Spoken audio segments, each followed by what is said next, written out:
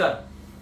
आज आपण पुन्हा एकदा सेल्फ रिडेव्हलपमेंट म्हणजे काय आणि त्याचा उपयोग कसा करता येईल यासाठी हा आपला व्हिडिओ आहे.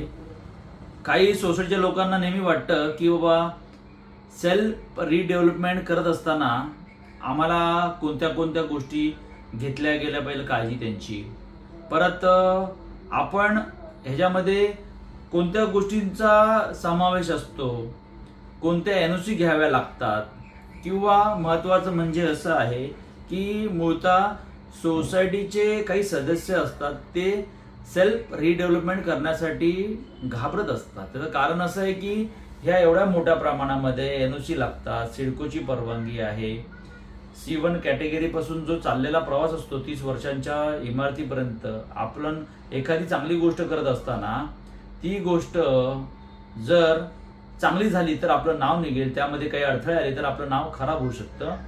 ह्या भीतीने लोक विकासकाची नेमणूक करतात, त्यांना काही भाग आपला डेव्हलपमेंट करायला देतात आणि काही भागामध्ये आपण स्वतः समाविष्ट करून ती आपल्याला घरं मिळतात.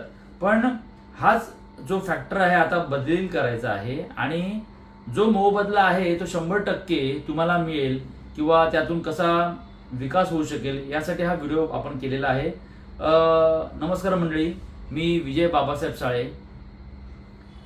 शासनाने 2019ला एक मार्गदर्शन सूचना काढली आणि त्या अनुषंगाने त्या मार्गदर्शन सूचनेमध्ये सेल्फ रिडेव्हलपमेंटला महाराष्ट्र शासनाने एक प्रकारे चालना दिली आहे.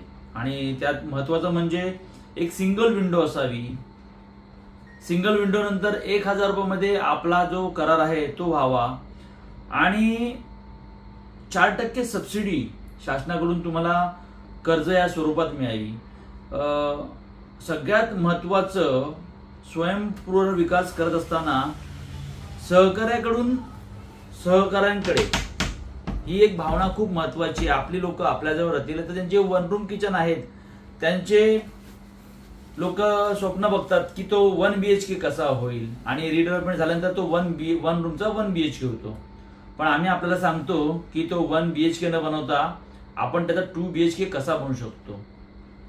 सोसायटीमध्ये पार्किंगची सुविधा कशी होऊ शकते, सोसायटीमध्ये गार्डन कसं होऊ शकतं, ॲडव्हर्टाइजमेंटला कशी मुभा मिळू शकते, अशा अनेक प्रकारच्या ज्या सुविधा आहेत त्या आपल्याला सेल्फ रिडेव्हलपमेंटमध्ये स्वतःच करून घेऊ शकतो आपण. त्यासाठी लागणाऱ्या सिडकोचे एनओसी आहेत, त्यासाठी लागणाऱ्या नवी मुंबई महानगरपालिकेची एनओसी आहे, त्यासाठी लागणाऱ्या हाईट रिस्ट्रिक्शन आहे.